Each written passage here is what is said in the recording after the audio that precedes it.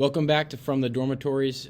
Thank you so much for all the support after our first podcast last week. I didn't expect that. I don't know if Michael did either. Yeah, I mean, we got close to 80-something views, which for us, that's pretty good. So yeah, just pretty goofing around on a snow day. Yeah. Try to keep it going. Yeah. So I'll start off. When I think of the best public, there's good and bad public restrooms. You know what I'm saying? So when I think of the best ones, first thing I think of is Buc-ee's. I mean, Buc-ee's is kind of phenomenal. It's every like time a palace. It is. I mean, the store is just awesome, and then you go to the restroom, and it's known for its restrooms, and you always see just a janitor in there. It's like they have a designated bathroom guy. I think they do. Yeah. Who just gets paid extra for just cleaning bathrooms. By the time he finishes the last stall, he has to start over again. So I think he just goes on a continuous cycle of cleaning. Yeah, I know. Every experience I've had in there is pretty good. Except for the last time I went in there. It was clean and everything. But I looked down, and there was just this little girl walking around. I was like, I think you walked to the wrong one. It's like, what are you doing in here? Yeah. But, that stuff happens. It's confusing. But, I mean, the worst place I always, I never go to, just from the look on the outside, those sketchy Valeros, man. Yeah. Gas station bathrooms in general are pretty sketchy. Yeah, You never know what's happening in there. I mean, yeah. We got some weird ones here at Howard Payne, too, so we can't really... I think we have the world's only double toilet stall. It's a stall, okay, that has 2 seated toilets in the same stall. I don't know if it's so you can go poop with your buddy. I'm not sure what it's for, but we have it. And the toilets aren't matching either. They are 2 different toilets, and they are one's taller than the other. The world's only double toilet stall. And what's weird is our dorm used to be a girls' dorm, so originally it was a girls' double stall. So girls' double stall. We need to get to the bottom of it to who put that in there. I mean, everybody I've asked. No one knows about it. They don't know how it got there. Yeah. Where it came from. Why is it still there? Yeah, I mean, I imagine it's hard to take out a toilet, but I mean, it is just weird. Yeah, it's a little strange, but it's funny. So yeah, and we got one weird one in the Coliseum for dudes. The feeding trough. Yeah, it's just big feeding troughs. Yeah, you just line them up. Yeah, you got 4 dudes standing there. Yeah, it's a little weird. But, yeah, So you never know what you're gonna see when you go into a public restroom. Yeah, I mean, with some, I went to one place. It's called La Madeleine. It's a French bakery and cafe. Don't ask me why I was there. It wasn't the best food. It's okay food, I don't remember it being awesome, but when I went to the restroom, I got freaked out because I kept hearing this voice. There's a voice that teaches you French. In the bathroom? In the bathroom. Weird. It kind of freaked me out at first. That's weird. It's like you're getting an education. Yeah. Yeah. I'll be honest. Normally when I go to the bathroom, I try to just get in and get out. Yeah. So I don't try to pay attention to what's going on or if it's messy or not. So, bonjour. Pipi. Yeah. The best, or when I was growing up in California, we'd go to downtown LA. Those bathrooms might be the nastiest bathrooms on the planet. Oh, I imagine. And it's also, you have to get a key half the time, or you have to pay to use the bathroom because they don't want the homeless people using them. So it's always it's never convenient to go to the restroom down in downtown LA. Apparently in Europe you have to pay to use the restroom. Yeah, that's just the worst thing ever. Yeah, What if you have no money? Yeah, what if you're just nobody has coins anymore, man? Yeah, it's like you accept credit card. You take card. Excuse me, I gotta go to the ATM before I can You have to use your swipe restroom. before they let you wipe. Exactly, but okay. Here's an interesting statistic on bathrooms. I mean, so to me they're important. Everywhere you go. I mean, I would spend more time in a place if I know they're just gonna have a nicer bathroom. and we learned in our economics class here at Howard Payne that 50% of Americans would most likely rather spend, or they're more likely to spend more money at a place with nicer restrooms. So, with me and Jack being big business guys here, I want my own company. So eventually, top of the line bathrooms, priority when you're designing a building or putting stuff in. I like that idea. There's just. It might sound weird that we're talking about it, but there's a lot of just interesting... Hey, everyone uses them. Everybody uses them. It's not weird. So everybody goes through the same stuff, too. Exactly. But, yeah, that's enough on restrooms. What do we got next? Weird travel destinations? Yeah, you go first on this one. All right. So I'm actually going to talk about somewhere I've been. Oh. Okay. It's the world's tallest thermometer. Okay. So it was built by a man named Willis Herman. He lived in California, in the desert, and he operated a restaurant called Bun Boy. His restaurant burned down in 1990, so he rebuilt the restaurant. He had an amazing idea to build the world's largest thermometer out front to get tourists and people to come to his restaurant. Why a thermometer? So now it was known as the gateway to Death Valley because it's in Death Valley. Okay, it's like the hottest place ever recorded. And the official highest temperature on planet Earth was recorded in Death Valley, where this thermometer is, on July 10th, 1913, at 134 degrees. So the tower, the thermometer, was built 34 feet tall to just, I guess, give homage to the hottest day ever, hottest recorded temperature. So it was tall enough to also see from the highway to get people to pull off and come and visit. And it worked. People came and visited. The original thermometer, so first of all, he had his restaurant burned down, and then he built the thermometer, but it fell over because it wasn't stable enough. So he built it again, and he filled it with 125 cubic yards of concrete. Wow. Yeah. So it's now it's strong. It's still there. It's been there since 1992, and by the time he finished, it cost him $750,000. So the money he lost from building or from his restaurant burning down, he lost another. He lost it again because he built the world's tallest thermometer, and I don't actually know how much profit that brought his restaurant, but hopefully pretty good. Do you get little thermometers? Like, do you? You might. I don't know. When I went, we saw because we used to go to Las Vegas for my sister's cheer competitions growing up. So we would pass through, and one day we decided to stop and look at the world's tallest thermometer. It was actually pretty cool, but the sad thing is it is no longer being used. It's not on, and there's actually talks about tearing it down, which is sad. So go see it before it's too late. I'll be there. Yeah, this summer road trip. Another thing, the creator of it, he passed away 15 years after it was completed, and instead of having a picture of himself on his tombstone, he wanted a picture of the world's tallest thermometer on his tombstone. So there's a picture of the world's tallest thermometer on his tombstone. So we thank you, Willis Herman, for the world's tallest thermometer. Thanks, Willis. Yeah. So if you want to see it, go to Death Valley in the California desert. See, the funniest part to me about that whole thing is, like, I could just picture, like, you. Yeah, 10-year-old Jack. Oh. Yeah. Oh, wow. That's so cool. It's not on. What does it do? This weird tower. I just looked up a picture of it. It doesn't really look much like a thermometer. No, it's got three sides, and it just kind of goes 134 feet in the air, and it has the temperature. It was supposed to, what the temperature was, but since it's not on anymore, since it's got a new owner, he doesn't want to use it. They might tear it down, but yeah. New owner. So it's like... So, yeah, after the guy passed away. Say he has a wife. He had to convince his wife, like, hey, I'm going to need to invest in this giant thermometer. Yeah. I'm not sure if that's how it worked or if he just bought the land and it came with the thermometer. Buy one, get one. Buy one, get one thermometer free type of deal. We all know those. So we all know. We all know exactly what that means. Okay. Yeah. Mine was called Ramri Island in Burma. It's the island is basically home to like thousands of saltwater crocodiles. And people go visit that? Well, no, here's the thing. It's illegal to go visit there. Oh. And it's sanctioned off by the government of India.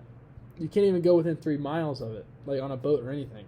So, what if there's actually no crocodiles there? Well, here's the thing. In World War II, there was this 6-week campaign. It was like this ongoing like battle, and thousands of soldiers from both sides were eaten by these crocodiles. Oh my gosh. Like, there's a report from listverse.com that says 1,000 Japanese soldiers entered the island and only 20 were found alive. So basically it's the greatest army on the planet. Yeah. Are these crocodiles. I mean, think about it, dude. That KD ratio is I'm insane. sure. I guarantee there was maybe like 2 crocodiles that died in that.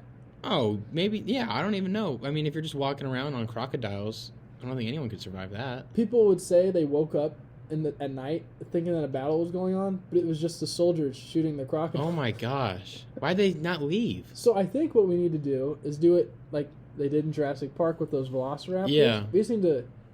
We need to train crocodiles Yeah. to fight for us. Exactly. Okay. So here's the crazy thing, though. It's closed off not because of the crocodiles. It's closed off because of the indigenous people that are on the island. There's people that live there? Yeah, like native people. And I'm like, man. They tame the crocodiles? Huh? They tame the crocodiles? I think they just, like live pets? with the crocodiles. So my What? thing is, like, if I were an indigenous person on that island, I mean, I don't know how the culture is, but I'd want to get off that thing. And I would be mad if the government was saying, hey, nobody can come in and save me. Like, yeah. I would want to get the heck out of Crocodile City. The government is, like, sentencing them to death, pretty much. Just, hey, you know what? No one go there. Leave those people there to die to the crocodiles. Yeah, I'm telling you. I want to know how they're not dead yet, honestly. That's just insane to me. The amount of crocodiles. It is insane. But another one, I didn't even want to watch it just because it looked gross to me, was She-Hulk. She-Hulk. Oh, the show? Yeah. Yeah, I haven't watched that yet either, so I won't say much about it. But the Marvel now is moving off of all the characters that we grew up with. Yeah. So it's kind of hard for me to watch the new stuff just because I like the original so much. Yeah, they have that dude in the Eternals with the finger guns. I'm like, that is the lamest thing Dude. I've ever seen. You wish you had finger guns like that. I do wish I had finger I wish guns. I could shoot lasers out of my fingers. But when you compare him to Iron Man, he just looks not as cool, you know? Yeah. It's There's just, no comparison there. it'll be hard, I think, for our generation who grew up on those ones to kind of transfer over to this newer stuff. I think. Exactly. Yeah. Couldn't agree more. Yeah. I haven't seen it either. What do you got down for movies? I got So, some more stuff too later on. When thinking about this, I thing that kept coming back to me was Mystery Science Theater 3000. Have you heard of that? No. It's not a movie, but it's a TV show that literally the whole purpose of it is to make fun of terrible movies. Oh, that sounds great. Yeah. So my dad loves this show. It's always on in our living room when I go back home. So I've watched it over the years with him, and I kind of grew up watching some of these shows. And it was created by Joel Hodgson in 1988, and the entire purpose, as I said, is to just make fun of terrible movies. And then they have the crew that lives on this spaceship. And there's a host, and he's got these little robot friends. And then they go into the theater, and they watch the movie, and they make comments during the movie to make the movie funny and make it at least watchable because they're making funny jokes about the crappy movie. That's the whole point. And it's supposed to be like an evil scientist forces them to live there and watch these bad movies until they go insane. But they don't go insane because they have so much fun making fun of these terrible movies that it just keeps going. And then it's kind of making a resurgence now. They just made an episode back in December. I think it's on Netflix. Good for them. Yeah, but 1988 is when the original series debuted, and they just make fun of terrible movies. It probably helps the terrible movies make Yeah, a little bit of money, honestly, 'cause no people one wanna would go ever just to watch those make fun of movies. The movies in the show are actually so bad, like it hurts to watch them sometimes, and then they make a joke, and you're like, okay. Yeah, I don't know. But they do skits and songs, and they just do all these funny things just to try to make the movie watchable. Yeah, I never have heard of that. Yeah. But yeah. The next thing I got are overrated movies. Overrated. There's a lot of those. Number one, hot take, Breakfast Club. Breakfast Club. I didn't like Breakfast Club It very was much. so boring. I know there's supposed to be like this hidden meaning, hidden message. I get the meaning. I get the message. In the end, you're still just watching 5-6 kids stuck in ISS all day. Yeah. And that one girl, she's like putting like sugar and a bunch of stuff on like a sandwich. It was just gross. Yeah, I don't know. And it was like, it was a lot of great actors in that. Don't get me wrong. Like, I think everyone made it very big back in the 80s, but it was like, this is boring. Yeah, when I watched it, I wasn't as excited about how much it had been hyped up, you know? I know, everybody told me about it for years. All these I think that adults. also played into it, you know, like people hype it up so much, you Yes. think it's going to be incredible, and then it's just not that interesting. I know. It's like, it's just boring to me. Yeah, it was boring. I agree with that. All these, I guess, are like 80s-esque movies. I don't know when this next one is. Grease. Oh, my gosh. You like Grease? No. Oh, okay. I was about to say, man. But my mom and sisters do. No, so. it's an alright story. It's just like, it's like, come on, man. The singing is, boom bada bang da boom bada bang. You know? We go together like rama lama lama lama. It's like, what? Oh, I agree man. with that one. Yeah, so I got that going on, and then the last one, The Princess Bride. That Princess one's another Bride. boring one that Yeah, I've all never women finished love. that one. All women love. Most men I know hate it. But everybody knows that one quote. It's like, I am so-and-so, you killed my father, prepare to die. Yeah, you know what I'm prepare to saying? die. And then, like, it's like the world's most lackluster sword fight Yeah. scene. It's not... I've never finished it, so... It was just so lackluster to me that I forgot the ending. I just know that I was bored. Yeah. The whole 2 hours it took to tell this story. Here's an interesting one. What do you think about Titanic, the movie? I hate to say this, the best part is when they all die. It's like, it's boring. I have never been able to sit through that entire movie. It's so long. If people love it, I don't think it's that good. It's so boring. It's 3 hours of them sitting on a boat. It is. And then, like, occasionally... And then that stupid little piece of wood or whatever was definitely big enough for Jack to get on. Just get on the board, man. I know it was I get it. based off a true story, so he had to die. But it's like, just push her over just a tad bit. Yeah, just make the board smaller next time. Yeah, if you next ever time. go back. Why wouldn't they film the movie and make the board just, half the size? Yeah. Not half a giant door. It was huge. But yeah, no.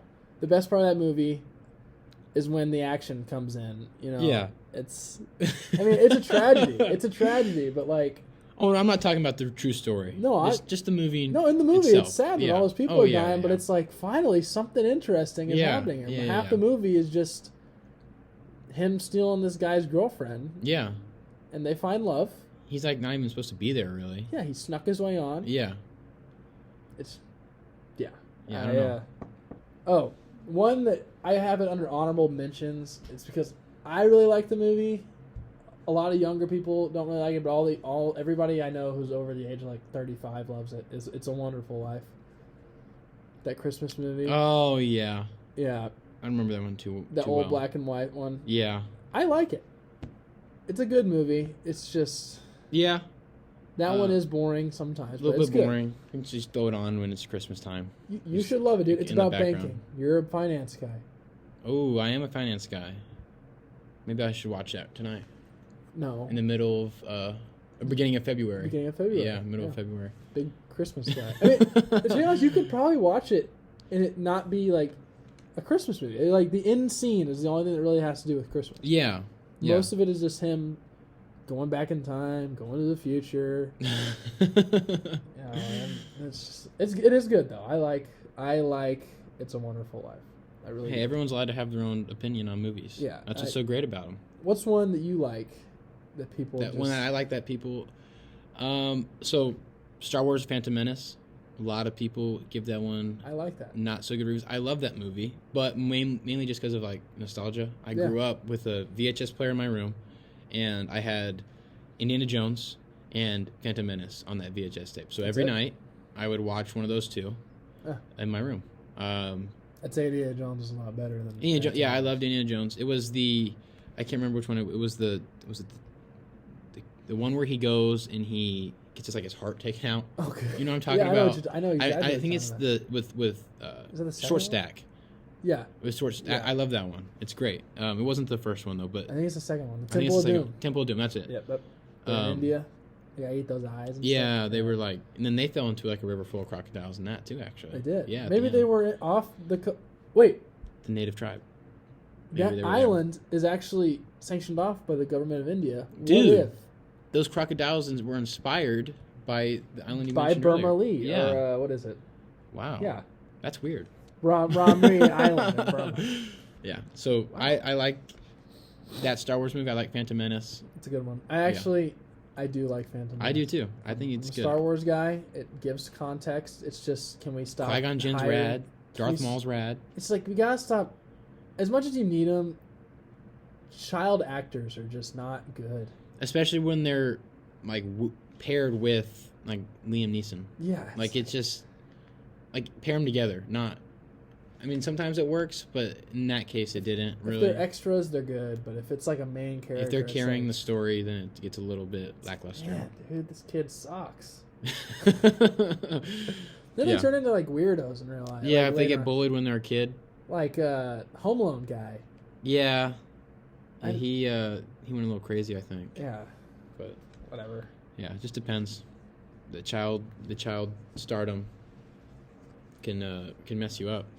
Guess so, or just remind you just when you're older how bad of an actor you were. Yeah, your whole life you get reminded of how bad you were in Star Wars: The Phantom Menace. That's gotta suck. So you know what? I appreciate you.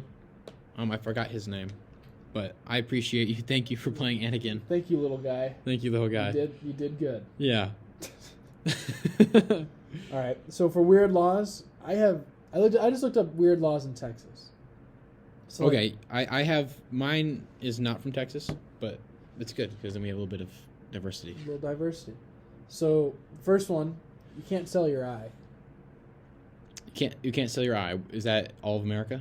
No, it's just Texas. Oh, just Texas. You just said that. Sorry about that. You can't gouge out your eye. And I didn't sell plan it. on it, but thank you for telling me that just in case. My question is who was the guy that tried selling his eye? Yeah, and why was that specifically needed to be stated that that's a thing? I mean, in a way, I kind of feel bad for him because somebody offered to pay for his eye. Yeah. I don't know what you could do with an eye back in the day, but he must have gouged it out, and then the law said no, you can't do it.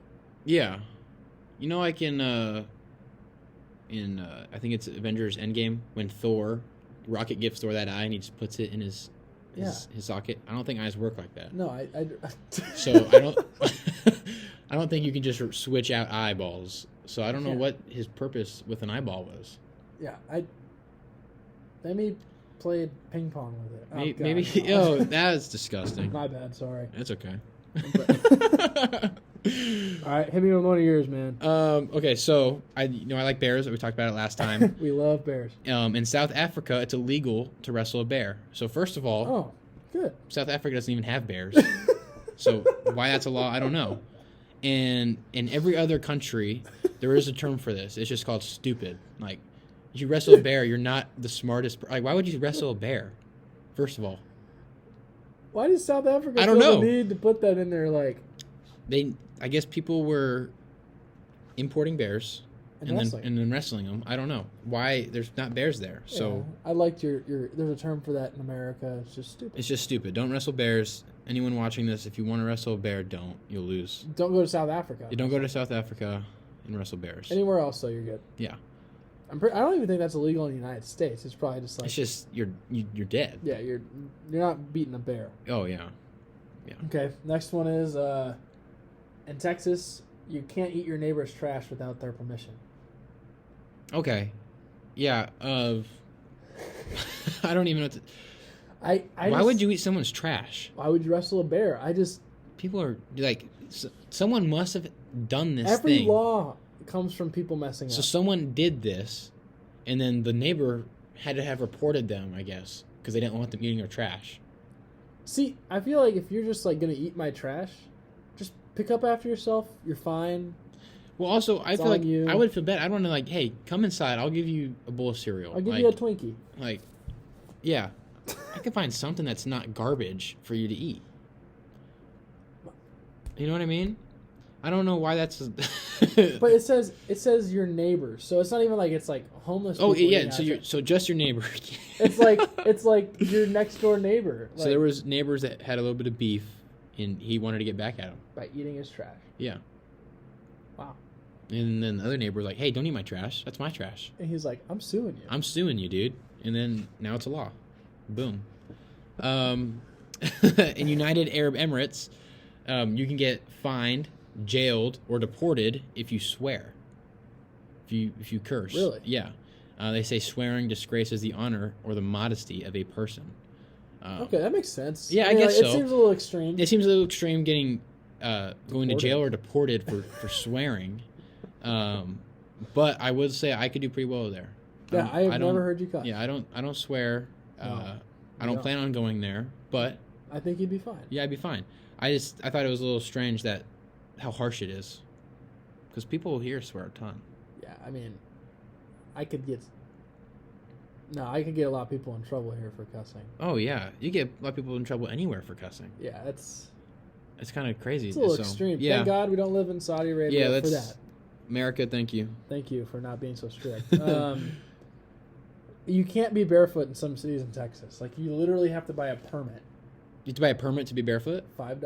$5. In some cities, yeah. I mean, I guess that makes sense. Do you have any of the cities? Do you know? I don't. None of the cities? I'm okay. sorry. No, that's okay. I was just wondering, I'm like, because here in Brownwood, I definitely don't think you need your permit. See, I feel like here in Brownwood... They almost encourage it. You know? Like, it's one with the world. I feel like that's more Austin, though. Austin, you don't even have to, like, wear clothes half the time. Yeah. You got some weird fellas down there.